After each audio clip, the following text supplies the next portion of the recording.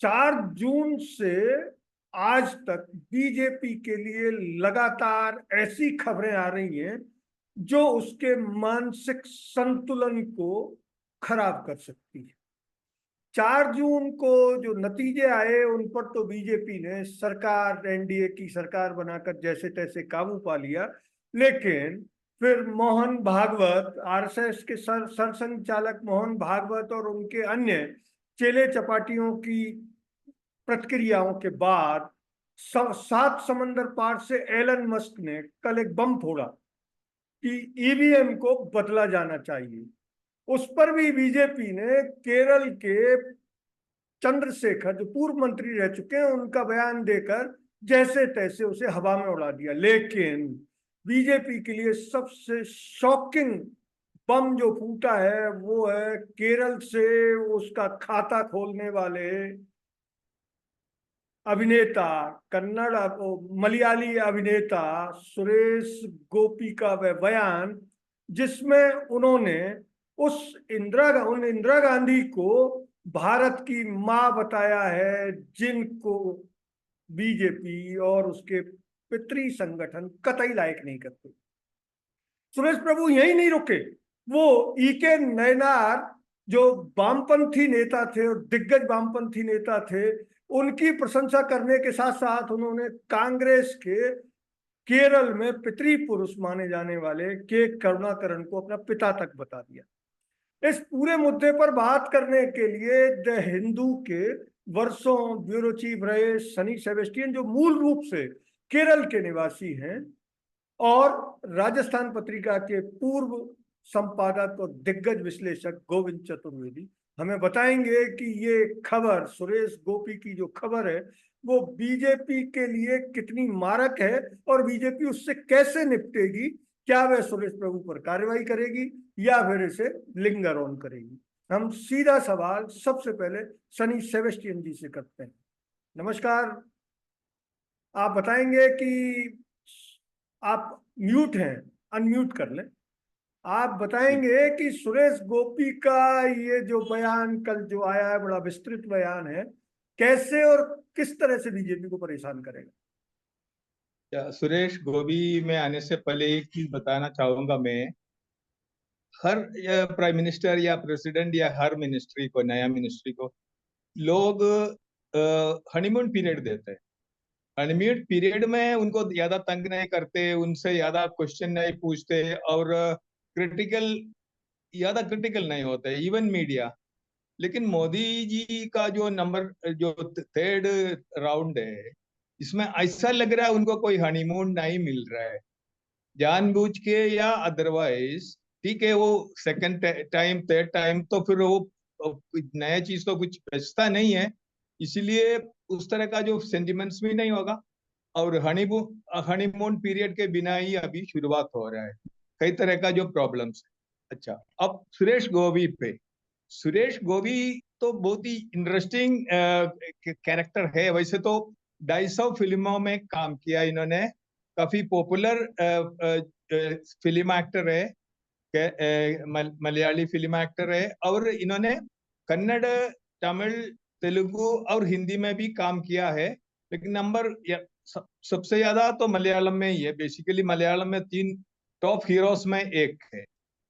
अच्छा, और शुरू शुरू में ये भी है इनका, इसमें करियर हिस्ट्री में वो वामपंथियों से जुड़े हुए थे, ज्यादा सीरियसली नहीं, लेकिन ठीक है, सफाई, student federation of India, CPM वगैरह से भी जुड़े हुए थे। अभी सुरेश गोपी जैसे हमारा जो है, वो केरल का ही त्रिवांड्रम का जो एमपी है, मतलब सब जानते हैं उनको, शशि थरूर करियर डिप्लोमेट रहने के बाद इन्होंने इस तरह का पॉलिटिकली, कोर्ट में डाल रहा हूं मैं, पॉलिटिकली इनकरेक्ट बयान देते थे एक जमाने में, 5 साल पहले। अभी Shashi Tharoor seasoned politician, like hardcore politician बन गया। आजकल इस तरह का जो उन्होंने इस तरह का स्टेटमेंट नहीं देते। लेकिन सुरेश गोपी अभी भी एक लिबरल, बीजेपी का एमपी नहीं, एक लिबरल पॉलिटिशियन या लिबरल इंटेलेक्चुअल की तरह बातें करते हैं।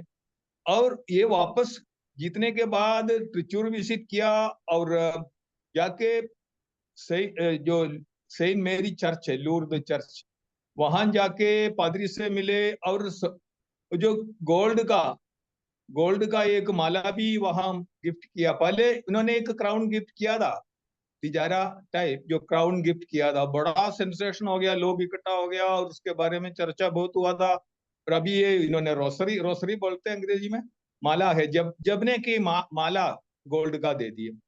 और उसके साथ मीडिया से बात करते हुए उन्होंने कहा इंदिरा जी के लिए और मदर जो है, मदर ऑफ इंडिया, और दूसरा करुणाकरण जी के लिए, जिनको इन्होंने हराया, मुरलीधरन, उनके जो पिताजी लेट श्री करुणाकरण जी काफी पावरफुल कांग्रेस पॉलिटिशियन रहे।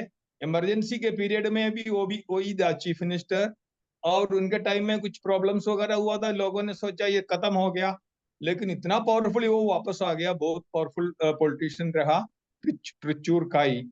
और गुरुवायूर जो है श्री कृष्ण मंदिर में बहुत रोज जाते थे और इस तरह का फेमस आदमी, उनको अपना गुरु कहा। मतलब जिनको हराया उनका पिताजी इनका गुरु है।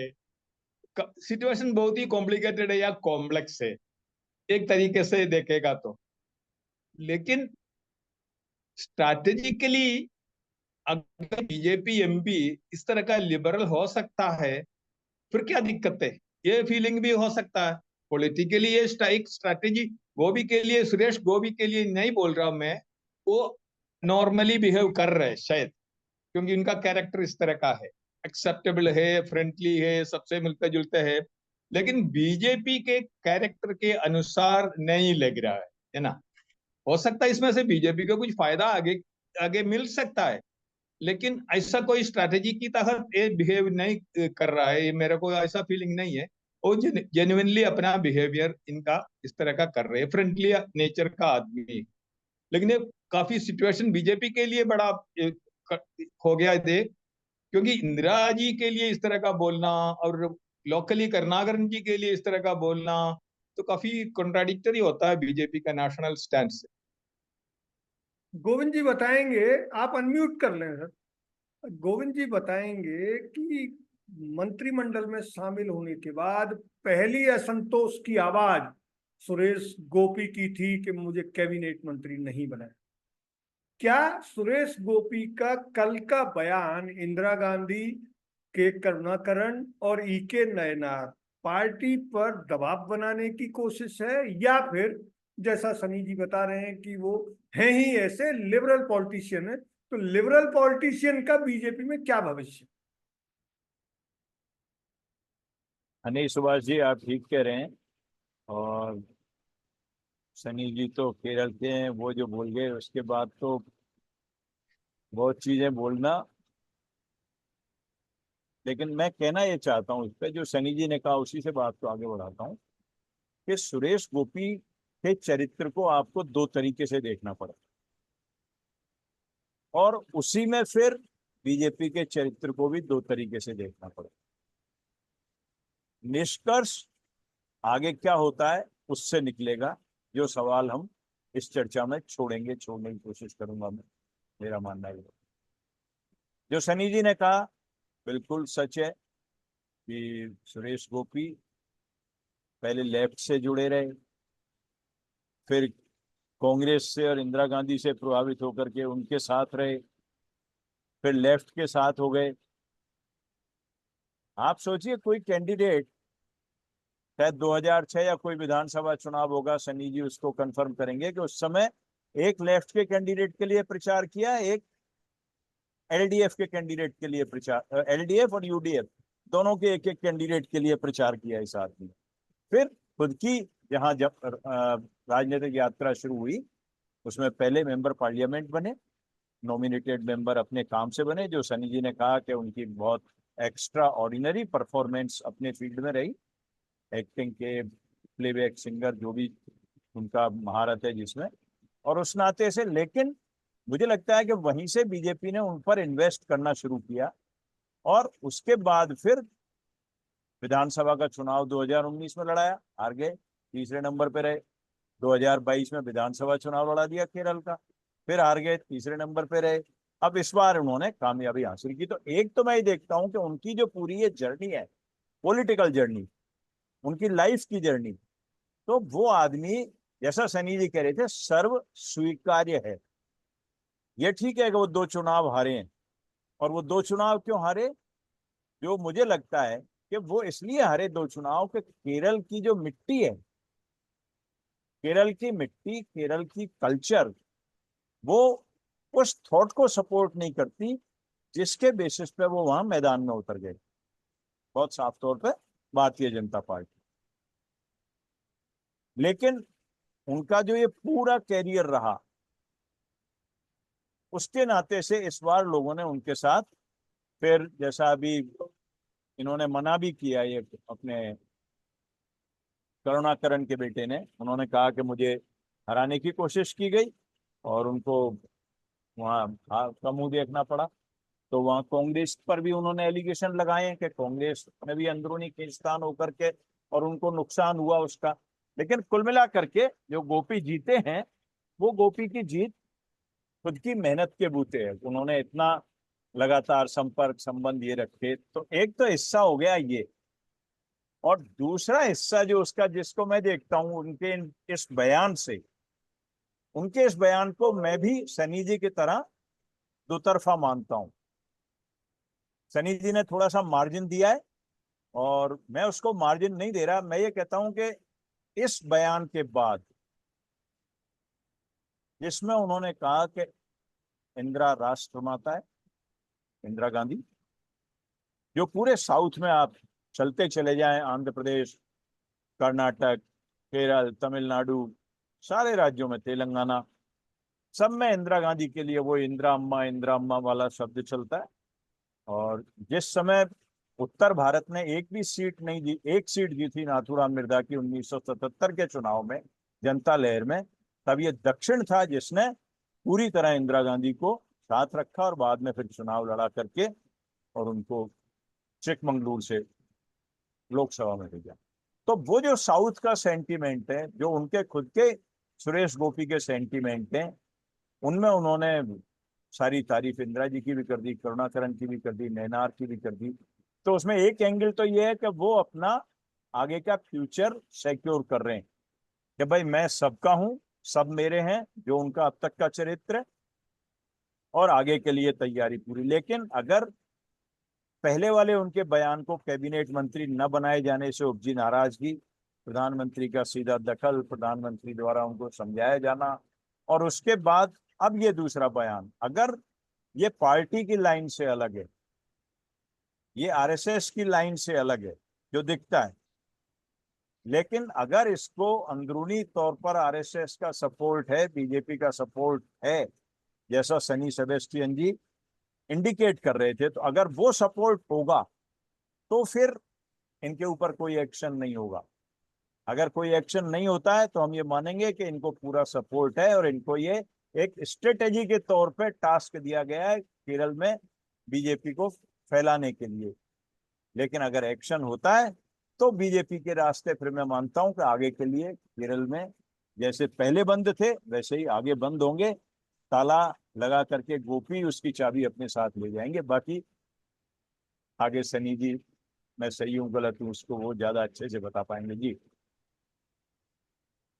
इसका अर्थ, आपकी बात और सनी जी की बात का अर्थ ये निकल रहा है कि बीजेपी उत्तर पूर्व भारत के नॉर्थ ईस्ट में अलग तरह की पॉलिटिक्स करती है, वहां वो बीफ का विरोध नहीं करती, जबकि उत्तर भारत में वो बीफ आधारित लिंचिंग का विरोध भी नहीं करती। यानी बीजेपी की पूरे भारत के लिए अलग अलग स्ट्रेटेजी।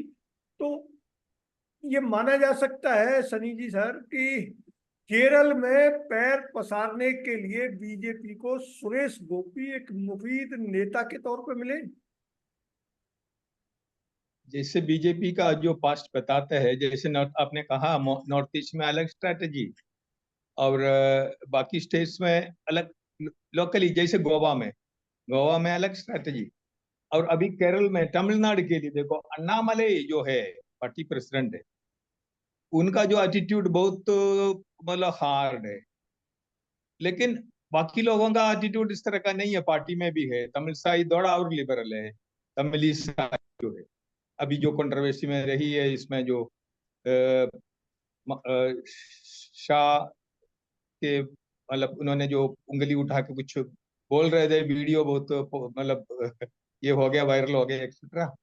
और केरला में ऐसा हुई, अभी जो है पार्टी प्रेसिडेंट का जो बाकी कम्युनिटी से इतना तालमेल नहीं है बीजेपी का, लेकिन गोभी 100 कोर हार्ड कोर पार्टी मान की तरह बिहेव नहीं कर रहे।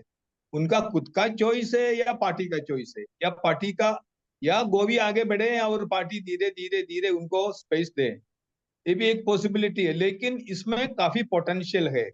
मान लो अगर बीजेपी अपना जो डिस्प्लेसर दिखाते हैं, इनको पनिश करते हैं, वहां तक ही एक कदम। और गोभी के हिसाब से गोभी ने शुरू में भी इस तरह का जो रिपोर्ट्स आए थे, वो कैबिनेट मिनिस्टर बनना चाहते थे, और फिर बाद में उन्होंने मना किया, मैंने नहीं कहा इस तरह का, लेकिन फाइनली ये राजी हो गया। और क्योंकि ये बहुत पॉपुलर आदमी है, इसके लिए सिर्फ पॉलिटिक्स का मतलब बहुत ज्यादा जरूरत नहीं है। और अभी भी ये इस तरह का दिखा रहे हार्डकोर पॉलिटिशियन भी अभी तक नहीं बना, बन सकता है अगर पोटेंशियल है तो। ये खुद का डिसीजन है या एक रास्ते की तरह बीजेपी के लिए कोई रास्ता ये खुद दिखा रहे हैं, बीजेपी का चॉइस है।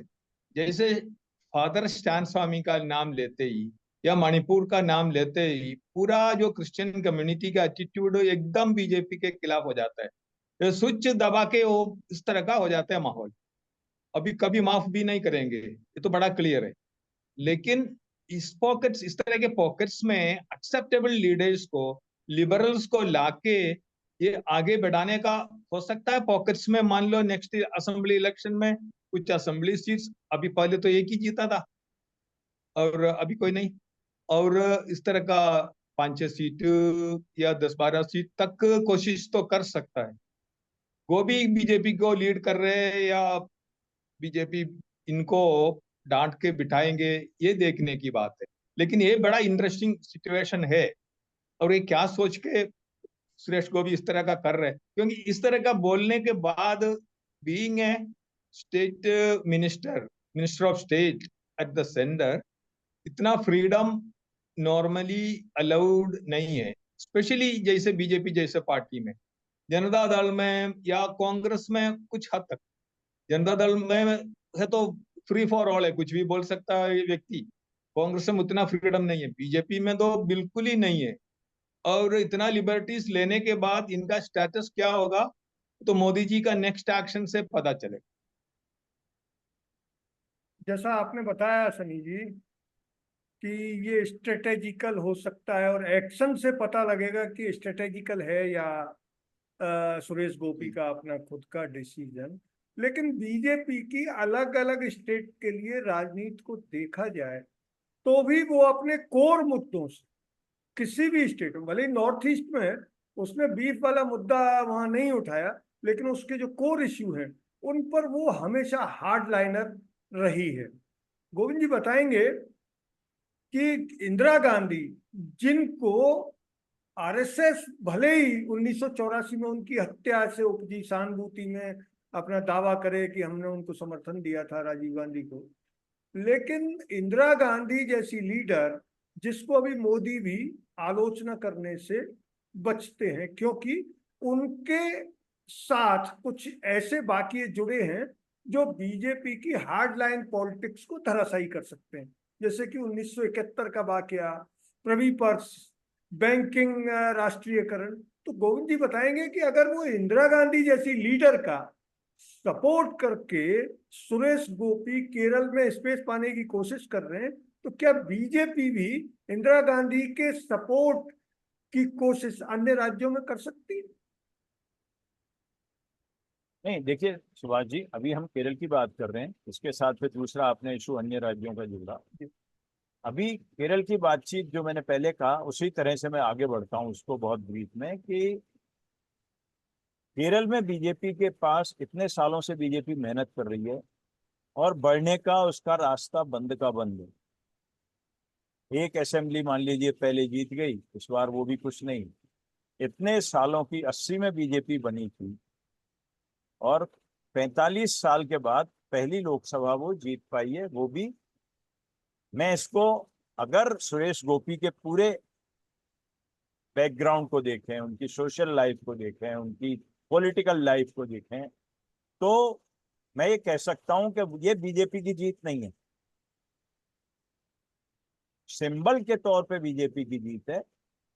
लेकिन अगर सुरेश गोपी ने ये बयान दिल से दिया है, भावनाओं से दिया है, अपने पुराने जुड़ाव को लेकर के दिया है,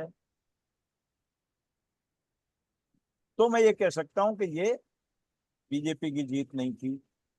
अब बीजेपी की जीत नहीं थी तो सुरेश गोपी को अपनी जगह बना के आगे के लिए भी रखनी है और अपनी हैसियत को बढ़ाना भी है। और मतलब मैं ये भी कह सकता हूं कि साउथ नॉर्थ में लोग अलग तरह से चलते हैं, बिहेव करते हैं। सनी जी साथ बैठे हैं और मैं मतलब बहुत एक फेवरेबल टोन में कह रहा हूं उस बात को कि साउथ में लोग स्टैंड लेकर के बात करते हैं, वहां बीच का रास्ता निकालने की कोशिश बहुत कम लोग करते हैं। गुडी गुडी चलना वहां लोगों को कम पसंद है, इधर दिस वे और डेट वे। तो हम देखते हैं हमेशा केरल को अगर ले जाके देखें हम, तो एक बार लेफ्ट, एक बार डेमोक्रेटिक फ्रंट, इस बार पहली बार लेफ्ट रिपीट हुआ, नहीं तो हमेशा वही सिस्टम वहां चलता था। वहां तीसरे किसी के लिए कोई मौका नहीं है। तो उस नाते से अगर देखें तो सुरेश गोपी। लेकिन मैं फिर जगह छोड़ता हूं, जो बीफ वाला एक इशू आपने कहा, आप पीछे जाकर के देखिए, पिछले 10 सालों में या उससे भी पहले और पीछे देख लीजिए, जनसंघ के जमाने से जो कहा गया वो दिखता नहीं था। अभी आप देखिए, एक ही उदाहरण देता हूं, इन 10 सालों में कितने मौके पर खुद प्रधानमंत्री ने, खुद बीजेपी के अध्यक्ष ने पार्टी की रैंक एंड फाइल द्वारा की जाने वाली बिलो द बेल्ट बयानबाजी को रोकने के लिए डायरेक्शन दिए, बहुत हार्श वर्ड्स में दिए, कठोर चेतावनी जिसको कहते हैं पॉलिटिकल और जर्नलिस्टिक लैंग्वेज में, वो दिए। हुआ क्या? कहीं भी उस तरह की बयानबाजी रुकी नहीं, और ज्यादा हुई। और मतलब एक लेवल पे अभी जो आरएसएस के प्रमुख ने कहा है, भागवत जी ने, उन्होंने तो सीधे प्रधानमंत्री को भी कह दिया कि उन्होंने भी इन चुनावों में सारी राजनीतिक मान मर्यादा जो देश की थी उसको भी उन्होंने चोट पहुंचाई। तो कुल मिला के अगर वो रास्ता है बीजेपी का वहां आगे बढ़ने का, और उस आगे बढ़ने के लिए मुझे लगता है कि बीजेपी कुछ भी कर सकती है। और अगर बीजेपी का ये रास्ता नहीं है, बीजेपी इसको नहीं चाहती, तो दोबारा फिर मैं कहता हूं कि गोपी के खिलाफ होने वाला अगले 1-2-3 दिन में एक्शन या नहीं होने वाला एक्शन, दोनों ये प्रूव करेंगे। अब रही बात ये कि बीजेपी उत्तर के राज्यों में क्या ऐसा ही कोई फार्मूला अपनाएगी, तो मेरा मानना यह है कि उत्तर के राज्यों में इतने सालों में बीजेपी को मतलब सब देख समझ चुके, बीजेपी का रास्ता भी उत्तर में। और देखिए, साउथ में और उत्तर में एक फर्क है, हम एजुकेशन की तरफ अब बढ़ रहे हैं। साउथ एजुकेशन में बहुत पहले से, मैं इसको किसी और कमेंट के तौर पर नहीं ले रहा हूं, क्योंकि आजकल ये बहुत बड़ी मतलब ऐसी बात हो गई है कि आप एक कोई भी कमेंट करें और उस कमेंट को क्षेत्र से, जाति से, धर्म से, न जाने कितने चीजों से जोड़ के लोग देखने लग जाते हैं।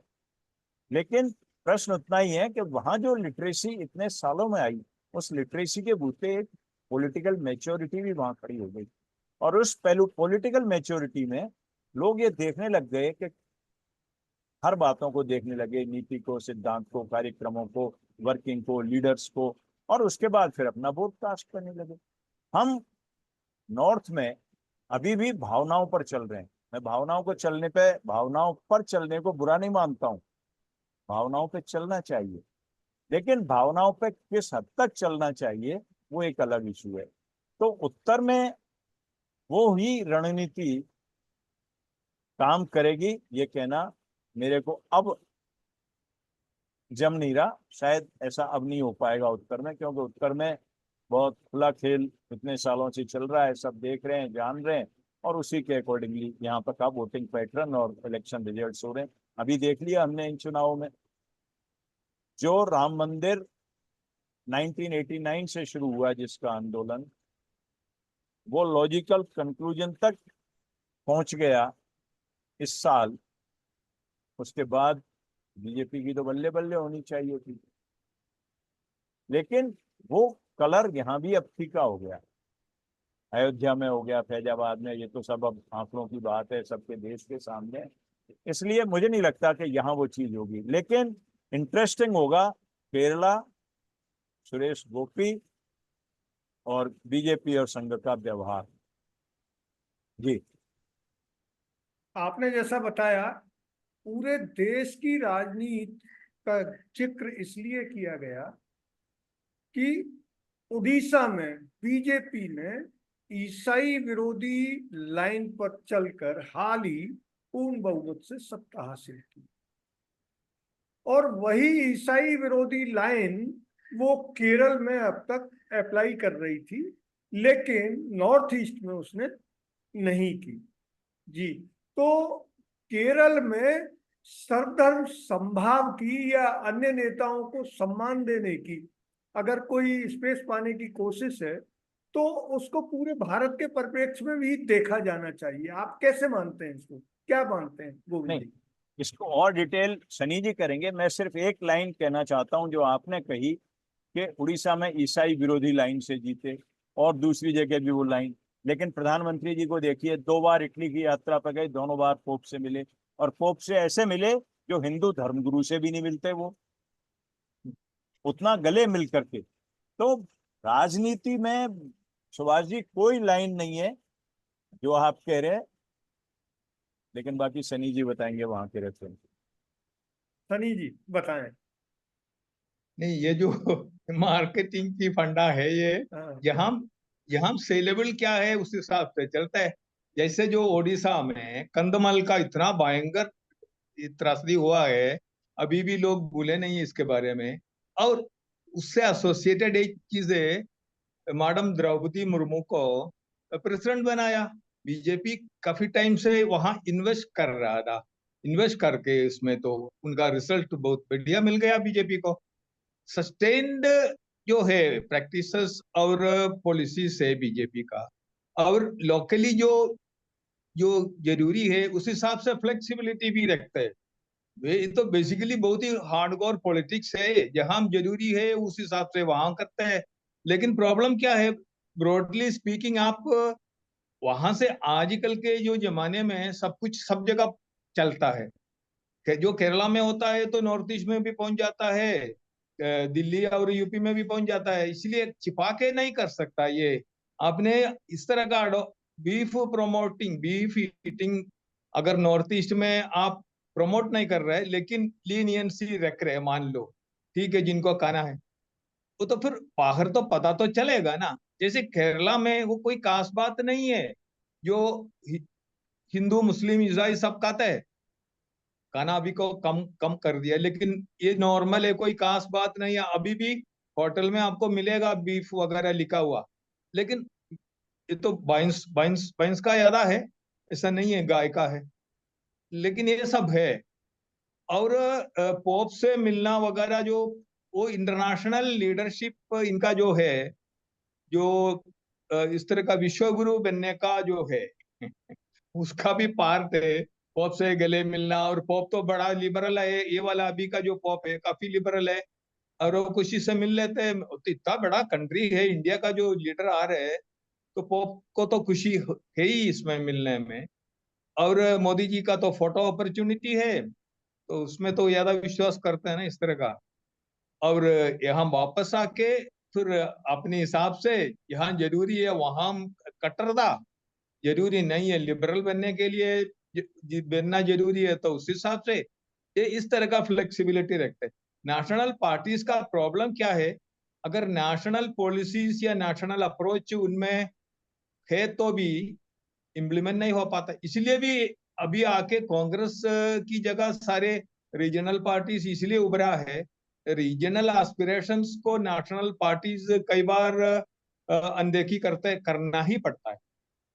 ये कॉन्फ्लिक्ट्स है, ये इंडिया भारत बहुत बड़ा कंट्री होने से भी है ये, और आपका तो लोकल पॉलिटिक्स के हिसाब से नहीं होता, नेशनल पॉलिटिक्स, ये सारे कॉन्फ्लिक्ट्स है।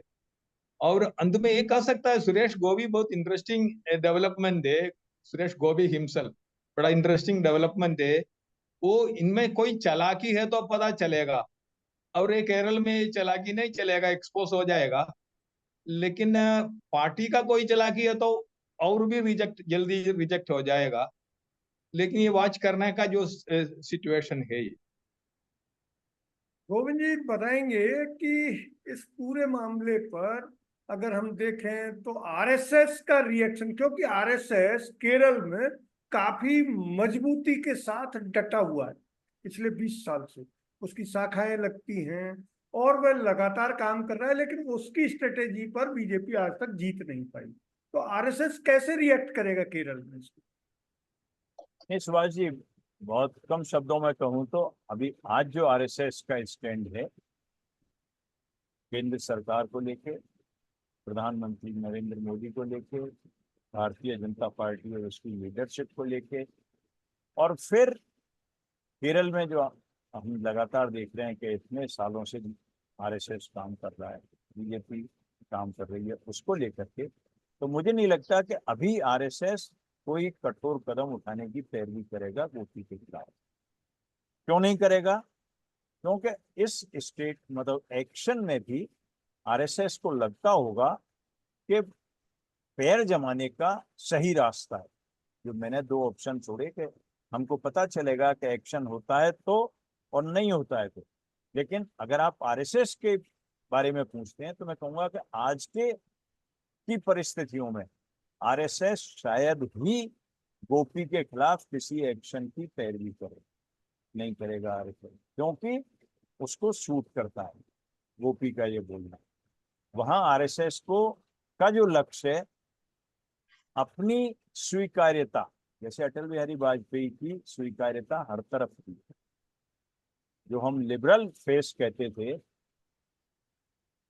मुखौटा भी बना दिया उन्होंने किसी को, खुद मुखौटे भी बन गए, सब कुछ करके भी उनकी खुद की स्वीकार्यता थी। तो गोपी पर कोई एक्शन करके आरएसएस रिकमेंड करके एक्शन आरएसएस या एक्शन करके बीजेपी, आज मुझे नहीं लगता कि वो कोई बड़ा खतरा या केरल में अपनी एंट्री को हमेशा के लिए प्रतिबंधित करने की कोशिश करेंगे, मुझे नहीं लगता। केरल के सर्वाधिक लोकप्रिय 3 अभिनेताओं में से एक और हाल ही केंद्रीय मंत्री बने सुरेश गोपी के बयान में दिल्ली में राजनीतिक खलबली जरूर मचाई है, लेकिन हमारे दोनों विश्लेषकों ने बताया है कि ये सोची समझी स्ट्रेटेजी के तहत दिया गया बयान भी हो सकता है, क्योंकि आरएसएस और बीजेपी को केरल में अपने पैर पसारते हैं। अगर ये वीडियो आपको अच्छा लगा तो इसे लाइक करें, शेयर करें, और हाँ, हिंदी हेडलाइन चैनल को सब्सक्राइब जरूर करें। धन्यवाद। जय हिंद।